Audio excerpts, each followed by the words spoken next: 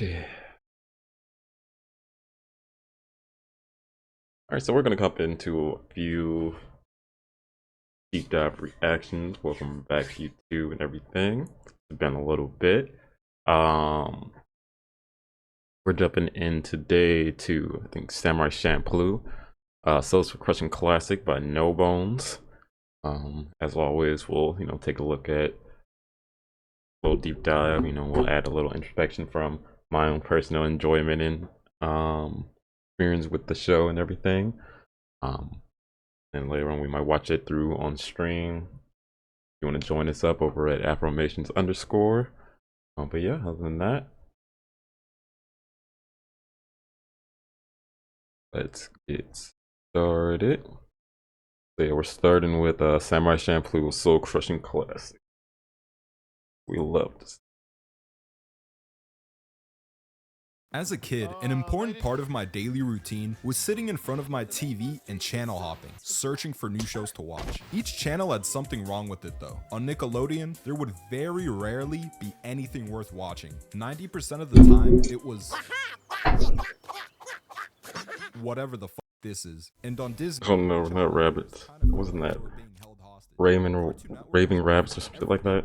Didn't that start off as a game? Evolve from just regular kids cartoons to something better.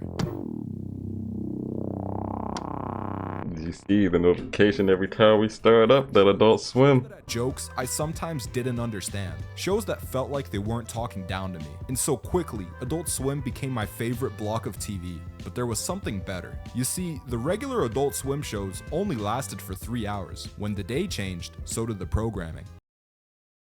12 a.m. marked the start of what I like to call Japanese brainwashing. Japanese brainwashing. Alright, I'm being dramatic. They just started showing anime. This stuff was incredible. It was the perfect balance of the creativity and adventure of a kid show mixed with the tension and realism of adult TV. I was in love, especially because it was super fucking violent. But Oh my god.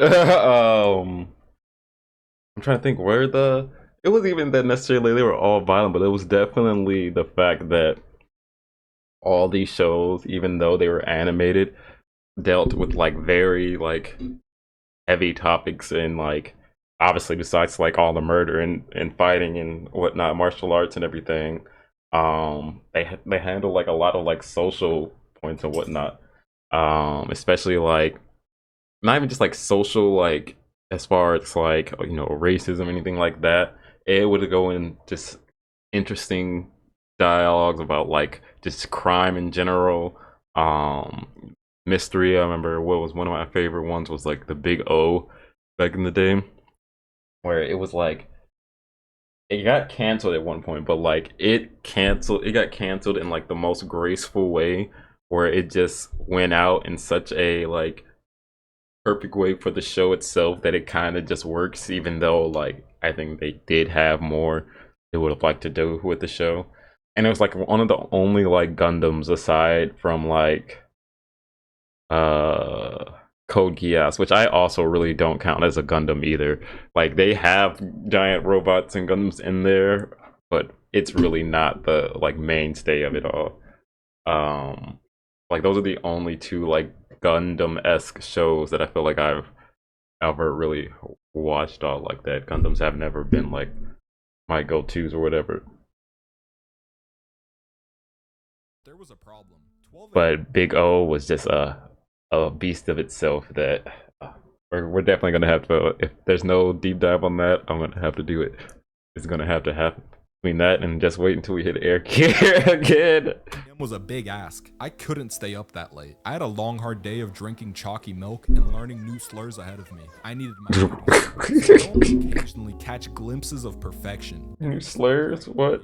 Some Naruto there. If I got lucky, maybe even some. Nah, I never watched this show. Point is, Oh, that's wild. these shows are incredibly choppy. Hell, half the time I didn't even know fully what was going on. But it didn't matter. Each of them had its own unique vibe. From a brutal show about assassins where a different cast member got butchered every episode, to a fast-paced, loose adventure where a And my shampoo been up there.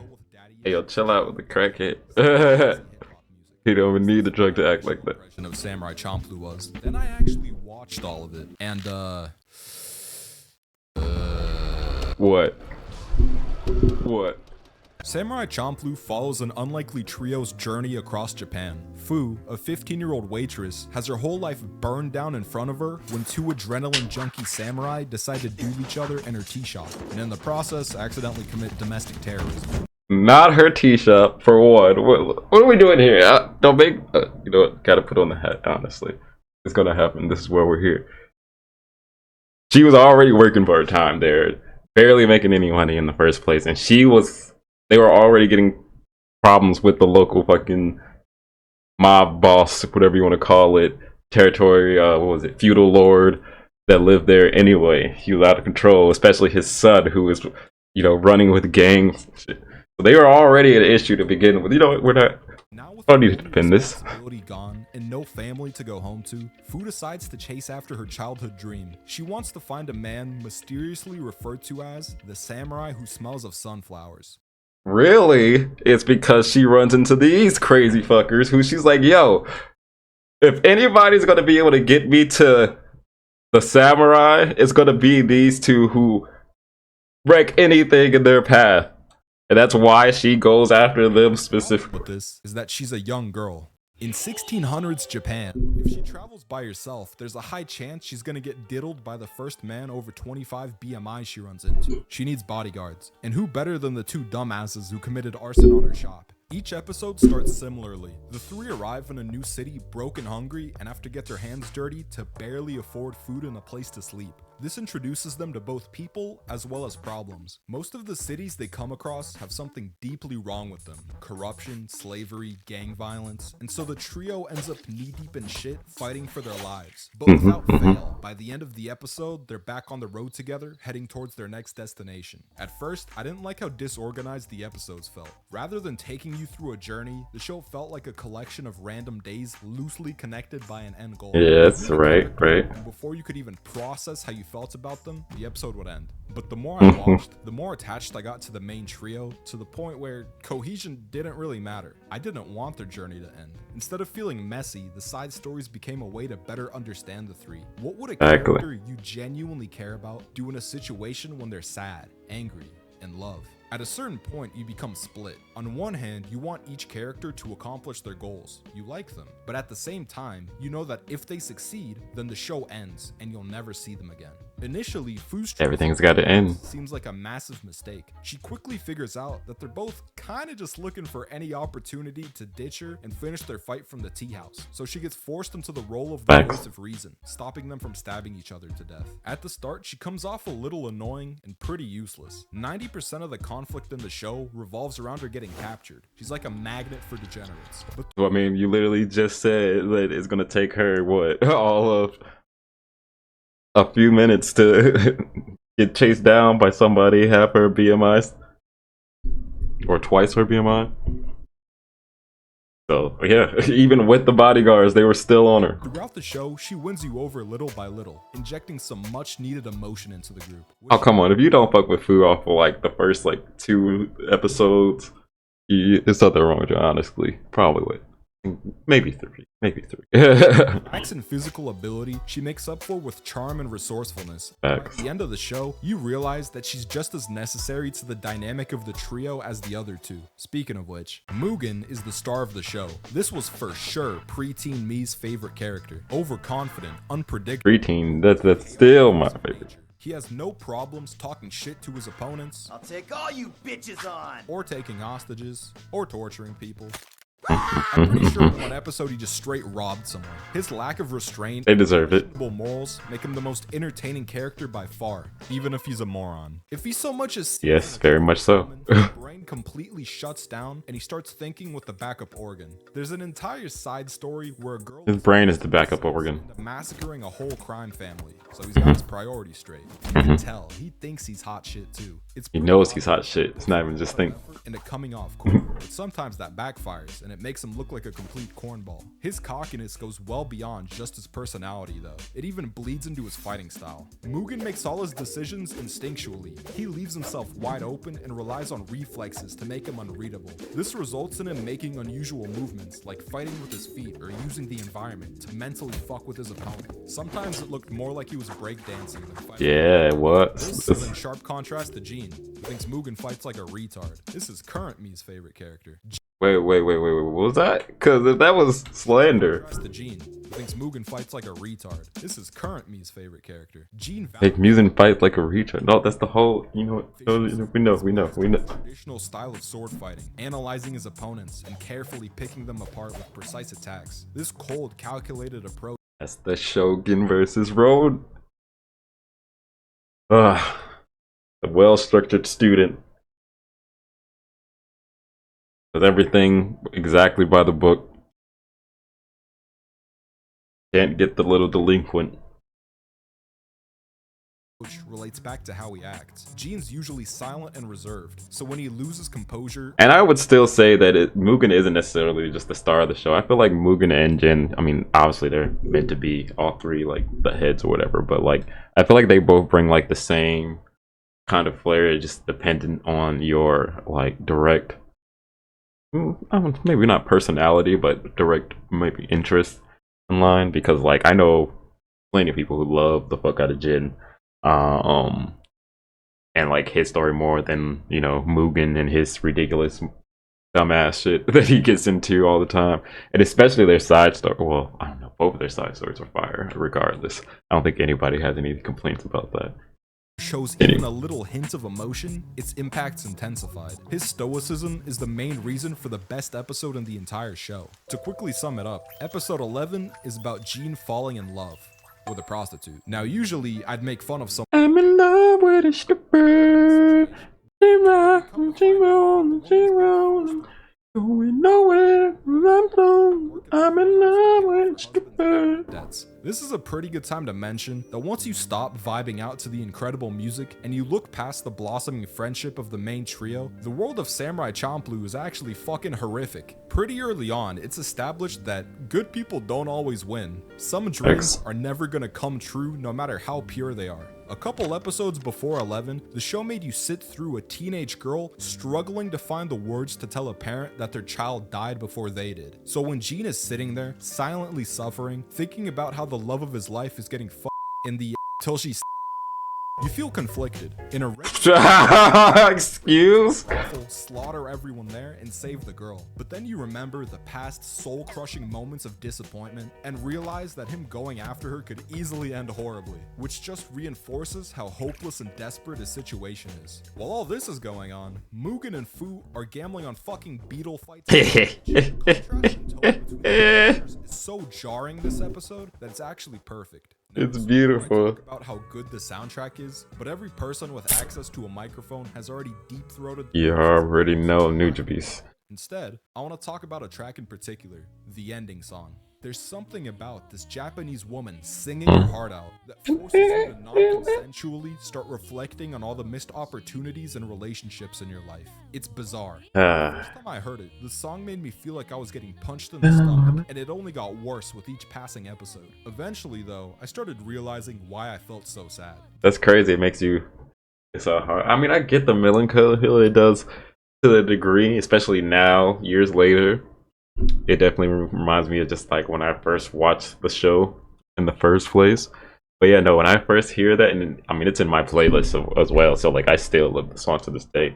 But now that like, there'll always be, especially if you hear the English version, the lyrics also is just like it's a beautiful song still. But yeah, no, I don't think I've ever felt the. Except, I guess I can feel it more so now, where it's like, to look back on, like, damn, I've really been watching this show for what, 20 something years now. insane. The entire time, the show has been repeatedly beating a message into you. Everything from the disappearing side characters, to the trio gradually branching out from each other and laying the foundations for their future lives, to the constant reminders that the journey has to come to an end. The reason why you feel sad is because of how relatable these separations are. These moments where you get really attached to something just to let it go have been happening your entire life.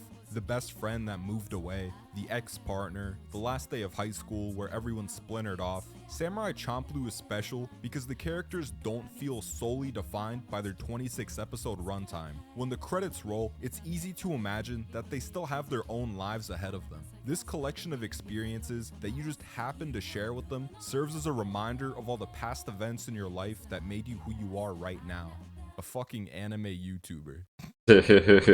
I mean, okay, I gotta let that play out.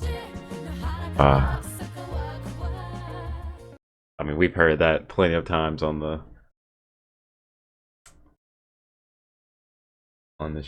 Oh my god, yeah. I mean, gotta agree with that in the sense, especially like I said, now years later after the show comes out, anytime hearing that song, it definitely gives you that nostalgic, like melancholy of like the good old days or whatnot.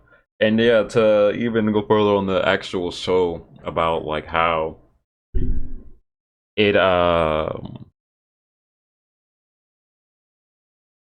it plays off, because it's not like it's like, I mean, obviously you have the main goal from the first episode. It's essentially Fu's goal of like finding the samurai who smells flowers or whatnot. And even though that's like the whole underlying goal, I don't even think you really even get much about that until, aside from like 2, maybe 3 points throughout the show, and it gets like maybe 1 or 2 episodes specifically for just that narrative on it, and like one of them's, I think, like the last few episodes. I think they're still kind of related when in some point, because I'm pretty sure, well, no, because you have Mugen's story at the end, really, with the whole revenge story with him. But I guess it still kind of counts. But essentially, like the whole like plot point of like her finding the samurai who smells the flowers, it's not at all the focus point of the show, like aside from like what really brings them together in the first place and why they're even traveling. Aside from that, you get all this like beautiful, like it's essentially all fucking what would normally be in any other anime, just what they called filler. It's just that, but like you're getting like the in-depth on the characters and like how they react to certain situations and themes.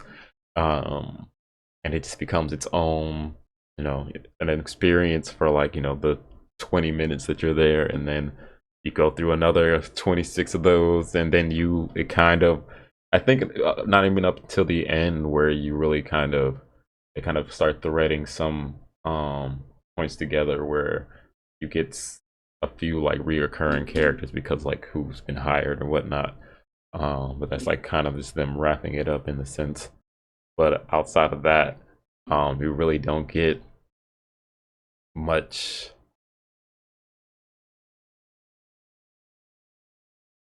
callback outside of just like the growth that the characters themselves have and their relationship. So it's just an interesting little bit. It's like it's its own. You don't really get shows like that anymore that like kind of go out to tell their story, get it out in under 30 episodes, and they're good.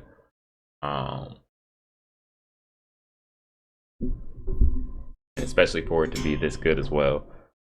Then of course the soundtrack and everything. Where we don't, like you said, we don't even need to get into the new Japanese rundown. Enemy as well, killing it on the Japanese ending. If you haven't heard the English version of that as well, to see the actual lyrics, definitely highly recommend. But all right, we're gonna move right along. Next up on our list, we're bringing back Chill Review. It's been a big minute since we've checked out this. I think the last one we watched was like the Boondocks. His Boondocks breakdown.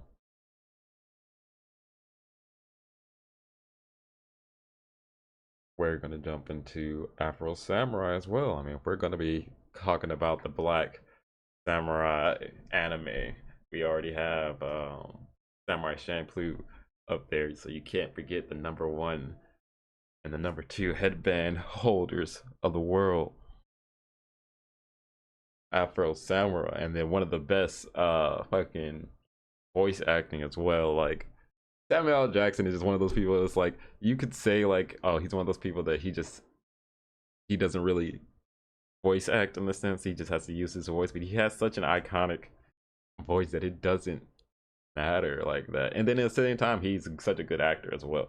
So like, I just don't feel like it's like, you don't want to get Samuel L. Jackson and then have him changing his voice unless we're talking Kingsman, because oh my god, hold on.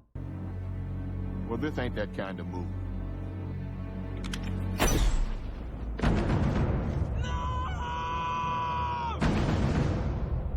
God.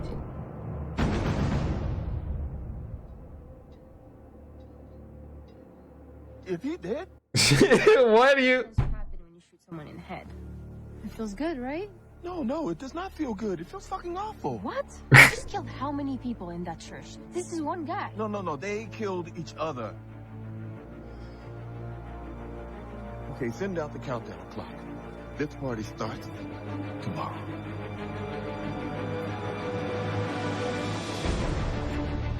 Oh, it's such a beautiful casting for no. It's so funny, like, or like, just it's not even like, because I don't think he's necessarily typecast, because he's played like plenty of different characters, but he's obviously like the like action man, and so like, and he's always the rather loud black action man at that. But to really flip his own typecast up and use it as your own, is like, so use it as a joke on itself in the show, and then it be hilarious as well in the movie. Just works so perfectly. But all right, so we're taking a look at here. Chill Review, the best anime revenge story, Afro Samurai. So, what happens when you mix the hip-hop samurai aesthetic of Samurai Champloo with the black comedy anime style of the Boondocks? Well, you get Afro Samurai. Afro Samurai is many things. It's ultra-violent, super distinctive and stylish, fast-paced, off-kilter, deceptively tragic, and it's bound to leave a strong impression on you whether you like it or not. I first watched Afro Samurai a few years ago, and I was pretty shocked to find out that it only had 5 episodes and a movie that I'm still not sure if it's canon to the actual plot or not.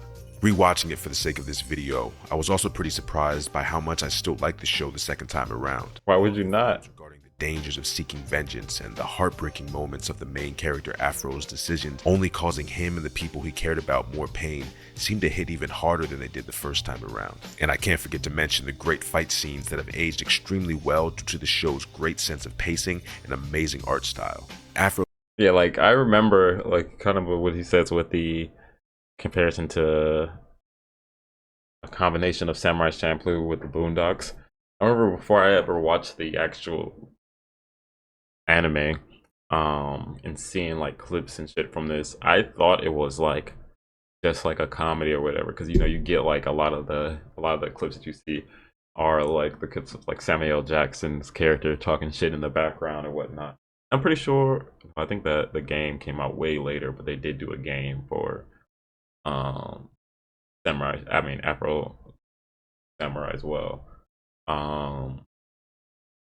But so I remember like thinking like, oh wow, it's a comedy or whatnot, but I remember like thinking like it looks so dope at the point. And when I finally watched it, I'm like, yo, this is not a comedy at all. Holy shit. I mean, it obviously has jokes and shit, and it is meant to have, you know, humor or whatever, but like the actual story itself, it's so fucking crazy.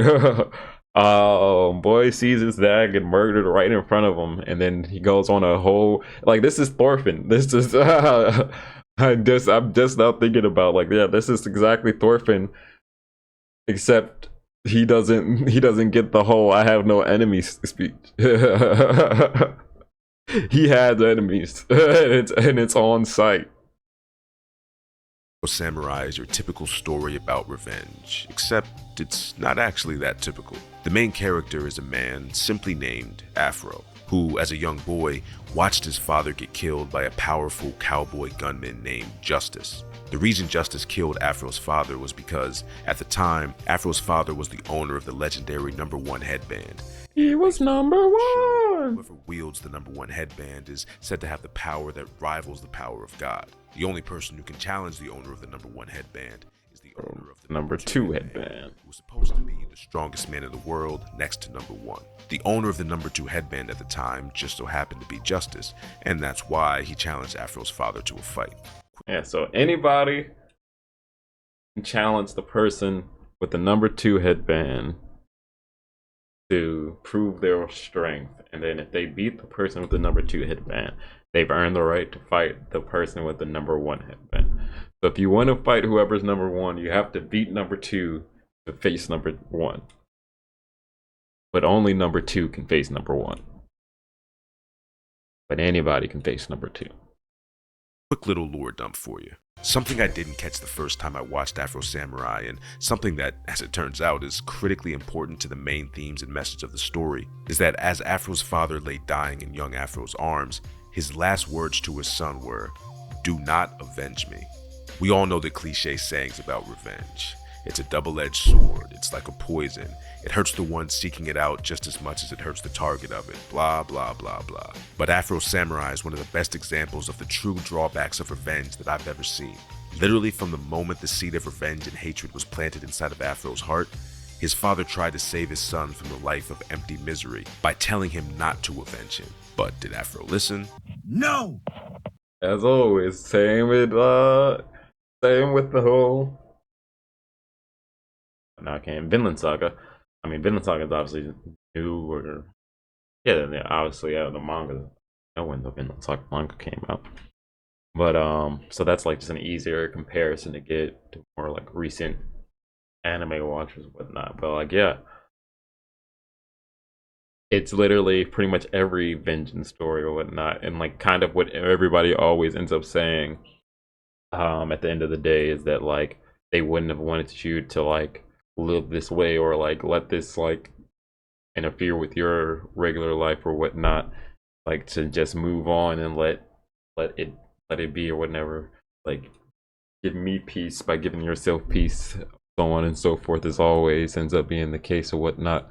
But you just gotta get back, I guess. Afro hears from various characters throughout the show that revenge is not the answer, that the path of vengeance will be a sad and lonely one. But Afro makes the choice to walk that path again and again and again, no matter what the consequences are.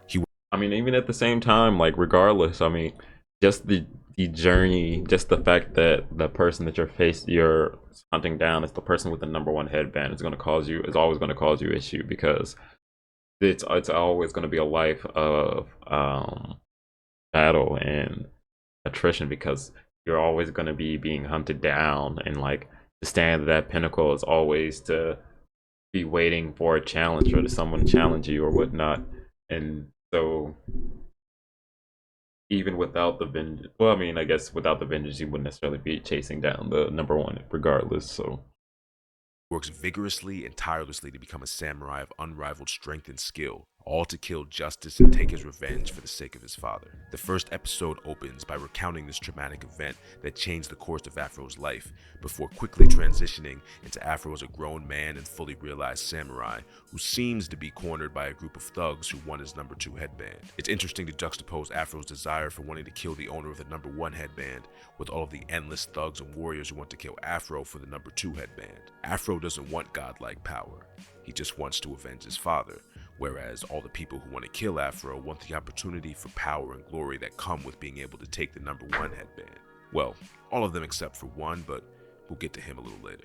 In what ends up being a pretty Uh-huh. crazy fight sequence that perfectly sets the tone for the type of action the rest of the show has in store, we see Afro easily take down the horde of bum-ass grunts all by himself. But we also see that he is being watched by a mysterious bald man with some strangely high-tech binoculars.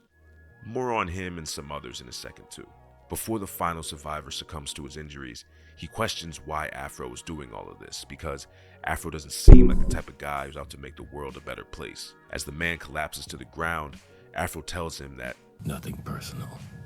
It's just revenge. after this Yes, fight, revenge. he finally goes to the comic relief of Afro Samurai, a loudmouth being known as Ninja, who was played by Samuel L. Jackson. There he is, So, Ninja. he just is Samuel L. Jackson. Yeah. Like a really turned up and charmingly obnoxious version of Samuel. Oh yeah, Afro Samurai is also played by Samuel L. Jackson, which just shows his range. And that's what I talk about right there, is that you want Samuel L. Jackson, but you don't say that he can't act, because you can get the whole extra, and then you can also get fucking Afro, because Afro rarely, he's always, well, he's more stoic in most cases, outside of obviously like Justice and whatnot. But like that's like the whole coolness about his character, whatnot. And then to just be, it's, you know, it's like it's like watching Regina King do both Riley and Huey, and like be completely different energies while like reading off the same script line. Like, just talk about fucking a talent beyond amazing. Thespian motherfucker. Well, I'm a mushroom cloud laying motherfucker. Motherfucker. At least once. When it comes to Ninja, I'm not exactly sure what the deal with him is. It's hard to tell if he's simply a figment of Afro's psyche, created from all the traumatic shit that he suffered through, and maybe he represents Afro's repressed and subconscious feelings and emotions, which is what allows Afro to present to the world as a very guarded and emotionally distant person. Sort of like season 3 of Mob Psycho, for those who get the reference. But it also seems like Ninja's existence is somehow tied to the number 2 headband, and he just follows whoever has it. But I'm not sure how true that is, and I'm also not sure if that really explains how or why he ultimately sacrifices himself for Afro near the end of the story. Maybe the answer lies somewhere in the middle, but all I can say for sure is that Ninja is entertaining as fuck. And the one-sided back and forth conversations he has with Afro throughout the series are definitely some of my favorite aspects of the show. Oh, my man, I got to tell you, I don't know if it's your natural pheromones or you need a shower. But assassins are coming at us like flies on hot shit. Got friend, maybe we can do an orgy, you know, huh? All right. So you ain't the swinging type. All right. Add one more body to the body toe. May God rest this poor bastard's soul. This shit you leave behind you is nasty. You ain't it? You bleeding, bro. Ninja is critical to the story of Afro Samurai and to Afro the character, because whether he's real or not, he's the only consistent companion that Afro has on his journey. All of the real people that Afro cared for and all of the people who once cared for Afro are either dead or have grown to hate him. The only person left at Afro's side is Ninja. So, as annoying as he may be to Afro, deep down, I think Afro realizes that without his presence, he would have truly lost his mind a long time ago. Afro heads into a local town to look for directions of where to find him. Or that is him losing his head, and that just watching that shows doesn't let him do it, like you said, kind of how that allows him to keep his stoic outer appearance by having that crazy ass inner voice all the time. It's like, yeah, no, I cannot cannot look like that out here, nigga. What? Samurai. After yet again beating the bullshit out of some random tough guys, he gets the directions he was looking for from a bartender and heads up a mountain to fight God. While on his way, he gets ambushed by a weapons specialist who ends up wounding Afro before getting sent to the Shadow Realm himself. Then Afro is ambushed again by a big man with a big sun hat, but due to Afro's injuries, Afro gets knocked down the mountain and falls to what probably should have been his death. Luckily for our main character though, he had the love of a good woman waiting at the bottom of the mountain for him, so he couldn't die just yet. Episode 2 was all about 2 things. 1. Introducing the second part of Afro's past after his father was killed, and he finds refuge with a samurai master and his orphanage of fellow wayward children. And 2, of course, booty. After he falls down the mountain, Booty was more important than water. Saved and nursed back to health by a beautiful yet mysterious woman named Okiku. but that's not her real name. Okiku's real name is Otsuru, and she was one of the kids Afro grew up with in the orphanage. Afro was always real close with her and her older brother Gino, and we see in the flashbacks and in the present that she's always been pretty fond of Afro. Sometimes a little too fond. She on my dick, she on my dick. Okiku nurses Afro back to health, and to repay her, I love. I'm about to say. I'm about to say. I love how it's nurse her back to health, and it's the sex scene. Afro succumbs to his deepest desires, and they end up doing the nasty while one of the most hilarious R&B tracks I've ever heard plays in the background.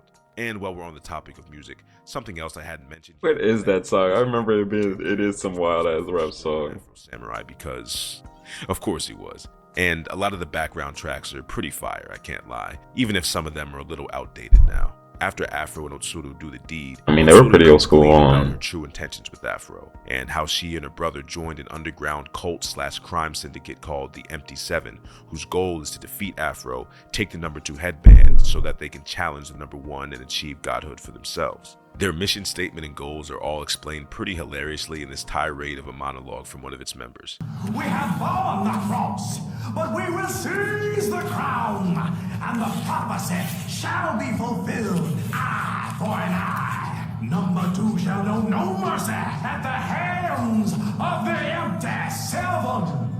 I said earlier that Ninja is the main source of comic relief in the show, but I gotta give the Empty Seven a solid honorable mention. Okay. These motherfuckers are weird as hell, but they are funny as hell. And they really give the show an extra dimension that separates it from other shows with similar stories. They be wild. I also have to say that I really love Afro Samurai's aesthetic of mashing up old age samurai with more modern, almost steampunkish style technology. The Empty Seven are the epitome of this aesthetic come to life. The episode ends with Otsuru coming clean to Afro. It's steampunk. Yeah, I'd say like honestly more like cyberpunkish. Like how it's like kind of more advanced technology, but it's like also kind of dystopian in a way, where it seems like technology kind of stagnated in like style and look, but at the same time it's also kind of they're as advanced or more or less advanced than our current technology. About the Empty Seven's plan and how she was being used to siphon data from Afro's memories to create a just as powerful Afro android. And then promptly she's killed by the Empty Seven for being a traitorous whore, their words. Afro eventually escapes the situation and continues his journey of revenge. But I do really like that even though Afro is acting as cold as ever after watching his childhood friend, who really could have ended up being his wife, be brutally murdered, Ninja, who I'm sticking with the theory that he's actually just a manifestation of Afro's repressed thoughts, saving a trinket of Otsuru's hair clip and sticking it in Afro's hair for safekeeping. It shows that despite the brutal and unfathomably dark and lonely path that Afro walks, deep down he hasn't lost his humanity, and he still cares for the people he's hurt on this stubborn quest for revenge. Episode 3 is an interesting one because a lot happens, but I mean, I can't even necessarily say that. I mean, I get that her motivations necessarily for joining the Empty Seven was, I guess, because of him. But it's also like just like what his dad told him, like you gotta let that shit go. He wasn't able to in that sense, and so like she kind of put herself back into the situation or whatnot. That, and then maybe that was only way that it would have ended up, but. At the end of the day, his obviously journey for revenge is the wrong choice regardless. In the grand scheme of things, not that much happens at all. The Afro droid that Otsuru's data helped to build is unleashed on Afro, and after a short yet tense battle, he defeats the android clone by being unpredictable. He then goes on to systematically take out the Empty Seven one by one in a similarly easy fashion. Well, all of them except my guy number 3 here, who just calmly asked for Afro to give up the headband with a peaceful offering of tea. Hachamaki o kudasai. Hachamaki o kudasai. But what really makes this episode special to me is that instead of leaving the Afro droid as just a quick one-off fight at the start of the episode, the droid learns from its mistakes, and instead of trying to be Afro, it comes back from the depths of the ocean for a salty run back, this time using all kinds of crazy robo bull to win. And this ends up being arguably the best fight in the whole show. Afro still comes out on top, of course, but I remember this fight. As far as it being like tit for tat, I get it, what you mean. This also sets up the climactic clash between Afro and his former best friend Gino in Gino. episodes 4 and 5. From the very start of this fight with Gino, Afro clearly doesn't want to engage with his opponent, and Gino is hiding his face behind a giant teddy bear helmet in this fight because, I don't know. Like I said, this show is weird as hell, but in a really dope way. Well, I mean, we even had the scene there. Teddy bear was sisters that would carry around when they were younger. Now he's the head of the Because if Kanye West taught me anything, it's that stuffed bears can be cool as fuck in literally any setting if you know how to use them right.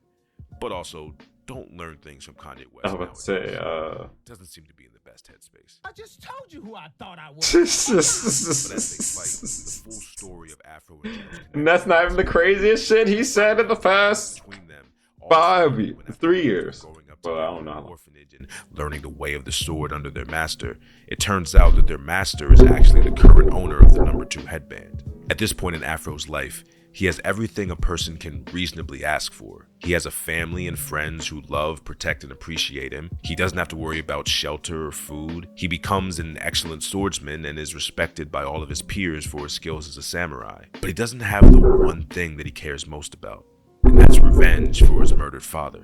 It's the only thing that has driven him this far. And upon realizing that his master is the only man he needs to kill to get the number 2 headband and challenge the number 1, he does the unthinkable and challenges his master to a life or death duel. Before their duel can start, Afro and his master's fight is interrupted by a ridiculously large amount of grunts who somehow knew that the duel was happening and also all collectively decided to jump the master at the same time. And of course, all of Afro's fellow orphans show up to watch and inevitably get slaughtered by the thugs. Afro watches as his new family is cut down one by one until only he, his wounded master, and most of Gino are left standing. The master tells Afro to make his decision on the type of life that he wants, because the second he takes this headband from him, he will only know a life of misery, loneliness, and violence. And Afro thinks about it for a second, then basically says, You know, I was thinking about that. And the thing is, I don't care. I love that the master doesn't even try to fight back against Afro in the scene. I really like it because, one, he's most likely tired of fighting, not just from the insane frenzy he just got out of, but tired of a lifetime of violence and being hunted. Two, despite being such a skilled and ruthless swordsman, he probably doesn't have it in him to kill one of his best and favorite students. And three, it also feels like he's telling Afro, okay, you really want this life? Then come and take it and find out for yourself how bad it is. It's your burden now. It's truly a subtle, like, make you take it. I'm not even gonna fight back for real. one that Gino does not forget. Afro becomes the I mean, Gino was already on his ass, so like, yeah, no, this was just gonna add on to it. hate-filled, revenge-driven maniac he is because a man took everything he cared about right in front of his face. Well, Afro ends up doing the same thing to Gino in this scene. Gino loses his entire family, technically for the second time because he was already orphaned. He loses his way of life he had become accustomed to. He loses his human body because of his major injuries. And he loses his best friend in Afro. Again, okay. Yes, I mean, he's the direct effect of it, I guess, because he's there. But again, they put their nose in his business, in all honesty. Like, they know, especially the niggas that were at the orphanage with Afro, knew what he was up on. And, like, I can't say, like, well, the master in particular is just trying to stop him from, like, the whole vengeance pet quest or whatnot. Gino was already just on his ass, and regardless, whatnot. But I mean, can you be mad? I mean, I get it. Yeah, you can be mad because he again, the revenge story it's the whole point of it is to know that it's pointless. And, you know, you're not going to feel any redemption from it at the end of the day. It's not going to fix anything other than them getting back in general. But but aside from that, they still, like, you know, they could have also just gone about their fucking life. All in the same night. Tough break, nigga. Gino basically becomes Exactly. Afro. He becomes another victim of the never-ending cycle of violence that Afro chooses to perpetuate. Eventually, the Empty Seven find Gino's body and rebuild him as a nearly unstoppable killing machine in their hopes to take out Afro and claim the number 2 headband for themselves. But Gino isn't in it for the headband, just like how Afro isn't in it for the headband. Gino just wants revenge on number 2, the same way Afro wants revenge on number 1. Cycles of violence. The full fight between Afro and Gino is actually pretty good, but the ending is... Nobody's trying to hear that talk no jutsu from Gino Naruto, doesn't so. really get a chance to say anything meaningful or sentimental to Afro as he dies. He just kind of dies. And this is also the fight where Ninja sacrifices himself to save Afro, and I guess this can be interpreted as Afro casting aside his doubt, guilt, and other emotions connected to the pain he's brought to others just so that he can mentally get over the hump to beat Gino. But I don't know, because the show doesn't really make it clear what Ninja even is. So it's hard to fully dissect his death. It's still sad all the same though, because Ninja's death means that there's no more Ninja, and I am not okay with that. I mean, yes and no. I mean, because this happens episode 4. You get one more episode just without Ninja. But after Afro defeats Gino, he finally moves on to face his most desired opponent, the owner of the number 1 headband and murderer of his father, Justice. I never read the Afro Samurai manga, but in the show and in some of the wiki information I read, it's hinted that Afro's father and Justice had some kind of relationship before the fight at the start of the show. It seems like they had a fundamental disagreement on how the power of the number 1 headband should be wielded. Afro's father believed that the owner should just hide the headband. That way, even though godlike power existed, there would be no face for people to aspire to kill in order to attain it. Then, all the violence would just stop. Justice believed that Afro's father's theory was wrong, because even without the knowledge of the headband, people still killed each other all the time. And just because people didn't know where the headband was, blind faith would still lead mankind down a violent path to ultimate power. And as an Afro samurai from a different show once said, hope is irrational. Justice believed that the owner of the number 1 headband should use the ultimate power to actively shape the world to be a better place. To Justice, having the potential to change the world but never acting to realize that potential was the greatest sin.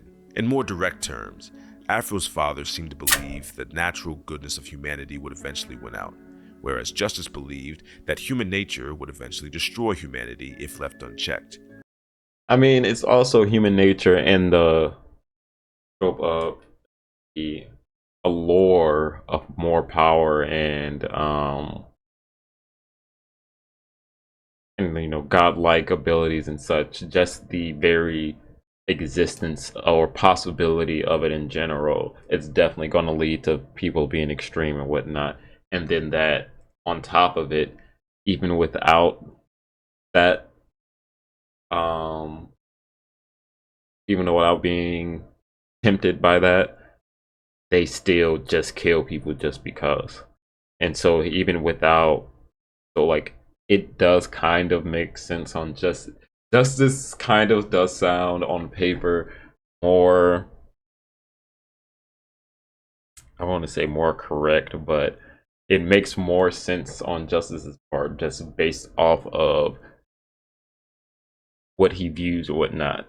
Now, like you said, hope is irrational, so the whole point is that, you know, essentially that's the hope with the samurai, with Afro's father, is that people will no longer want to have conflict now that there's no pinnacle, there's no more of that number 1 or whatever, of like the godly power and everything. But I think it also is like a matter of like being that pinnacle, being that number 1 would also still drive people, not just like the power or of like being the godlike power or whatnot, because in the essence of like being, because it could both be literal and metaphorical. On like, if you're the number 1 headband, you have godlike power because you are like the strongest person on the world. So yeah, whatever, you could do whatever essentially if that's the case. Or if it's also the matter of just like the headband also does just give you power as well, which obviously when you see the fight with Justice and everything seems to definitely be the case. But also like Afro fighting that, it's like you got godlike power already, it seems like. So it's like it's all like what's a matter of what's in you in that sense. So just given the actual circumstance, it just justice was kind of low key right, where like yeah, people are already going to be fighting regardless of if they're wanting the headband or whatnot. Just like even though if it's a matter of like personal vendettas, without the number one headband, because yeah, sure, the reasoning behind the guy Justice killing Afro's father in the first place is due to their conflict with the headband. So, but what also happens when people just have general conflict outside of like anything mystical or magical, like they still have the capacity to like fight or kill in that sense still. Like you said, the people even did it for no reason at all. So like it, yeah, I don't know. It does seem it's kind of like it varies, I guess, on also like maybe just situationally, because it's like also just a question of with great power comes great responsibility, or is it a matter of do you even unlock Pandora's box? Like it can be all of the above. So an impossible decision. And I gotta say, I kinda agree more with Justice on this one. Not all See? people are bad, but it doesn't take many people who are bad to fuck up everything for everyone else. Government and rule of law can be oppressive, even if it's not inherently meant to be. But, and I can't believe I'm saying this on record, government and rule of law is absolutely necessary to keep society together. Justice's beliefs might be extreme and at their core rooted in selfish desires for ultimate power. But Yeah, for his like actual sake. But in general, humanity. exactly, like yeah. For his like personal vendetta and goals, he obviously is doing it for a more personal sake. But as the actual concept goes outside that studying, it kind of makes more sense if you're actually trying to do that though. Would be better than a world of unchecked chaos and disorder. But what I really love about all this is that in this final showdown, Justice takes the time to eloquently spew all of this philosophical and existential mumbo jumbo at Afro. And once he's done talking, Afro's just like, yeah. I don't give a Yeah. father, and I want that shit back in blood. Stop all that talking and let's get to it. No, for real. Like in Vinland Saga, like you know, Thorfinn, like you know, because of the complicated relationship he has with Askeladd, in the first place, and like growing up around and with him, like before until he's like actually able to take him on. It's such a conflicting. That's why it's such an interesting dialogue and dynamic and everything. But on for Afro, boy, he was just in the trenches, just waiting to get his get back, and he was like, "You done? You done? Or you through? Because I'm done." It makes me think about how I ran that boy through. A man who doesn't care about making the world a better place. He just wants revenge. Afro is a very unique main character in a lot of ways, most obviously his look, but his core motivations and almost complete disinterest in what's right or wrong is really what makes him stand out to me as a protagonist. Afro and Justice go on to have a short yet intense fight that's very similar to the fight Afro's father had with Justice in the beginning of the show, only this time, the Afro samurai comes out on top. We get a many years later time skip, and we see Gino and Afro meet at the same place Justice and Afro's father met at the start of the story. And just like the generation before them, they fight for the right to own the number one headband. But just like the fight between the previous owners, it's not really about that. At its core, the fight is about revenge, and even more specifically, it's about cycles of violence that will never end as long as mankind is incapable of letting go of the pain that this world has caused them. So with all of that considered, I think it's fair to call Afro Samurai a tragedy that ends on a fittingly tragic note. But things could never be happy for Afro, not after everything he had done. One of my favorite lines from the show is when Gino tells Afro, well, I wouldn't necessarily say things could necessarily end well for him. At any point, you can stop and, you know, choose to be better, you know. You can pull the whole God of War, Ragnarok, like today we will be better. Like you always have that choice, but it's kind of also again back with God of War when he meets the Norses.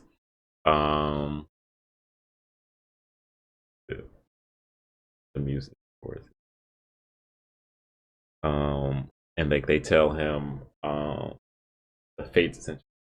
They tell him that like, yeah, you do what you do, all because think that these are your actions you have to do because these are what you've always done, and you feel that you won't change the ways that you are. So at the end of the day, it seems like it's almost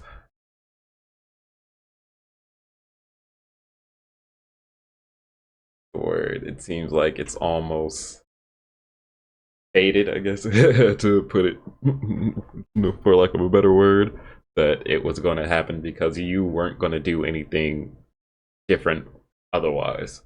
So,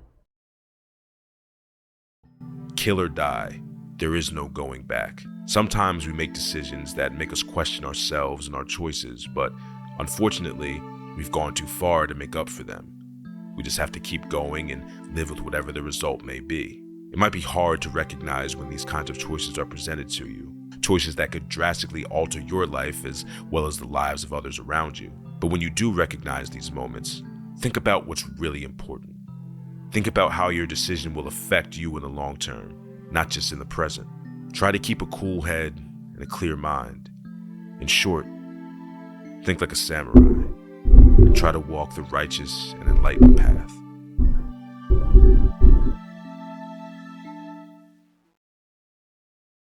And that's Afro Samurai. Well, the 5-episode miniseries. There's apparently much more to the story in the movies and the manga, but I really do think this 5-episode season does more than enough to display just how great of a piece of art that Afro Samurai is. oh no, the narration and like the concept of the general revenge story, having like a character that like regardless of all the musings of everybody and all the tragedies that happens around him, at no point do you really see him like try to change his mind. Like there's no like hesitation in it at all. Like he gives like the breath and with the like he doesn't just like go in completely like guns blazing, like hot-headed and everything. Well, it might be hot-headed, but he doesn't really show it as much, but like at least controlled in that regard, where he'll let the whole and main antagonist get his shit off. Just talk your shit, go ahead, and get all that shit out. You done? Cool. All right, I'm still in your ass. And like it is like, yeah, the dedication, you don't get that in a lot of stories with that. And then it still tells that same narrative when like of like kind of like what The Last of Us 2 was attempting to do with like where they like put Ellie down that despair hole where she loses everything in the process of revenge, and then in the end of the day still didn't even take the revenge. So even with, which was the weird part about it, because like the whole point of it is like going to take revenge, you'll end up empty, and then her finally deciding to not go for revenge, even though like I guess she decided too late still, and just still everything, losing everything still regardless. It's just like, oh man, okay, I guess, yeah, this is a story. This is like it's something to experience in itself, but it's just like doesn't really end on like like I said, it doesn't necessarily have to end on a positive note for sure, but already given everything that happens in that game, it just didn't hit well. Where it's like, oh, okay, a negative and a negative did not make a positive in this case for me. Um, but the game was great itself, story wise. But yeah, it's just like it's always with those narratives. So like it's interesting to see like a character who's like, regardless of all those musings and losing all so much and everything, he's like, yeah, I've already lost everything in the first place. So like it's interesting to see like somebody actually commit to that statement, because that's what all people always end up saying to the people. It's like, you haven't lost everything, you still have like this, that, and the third. But to them, especially to him, he really felt that that was his everything. It was taken right before his eyes, and he was gonna take back.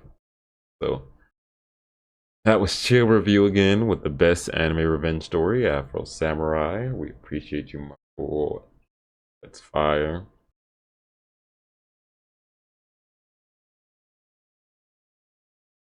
Love to see it.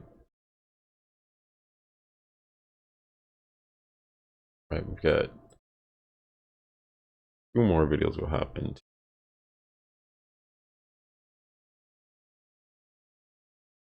Or we might just call that there for now.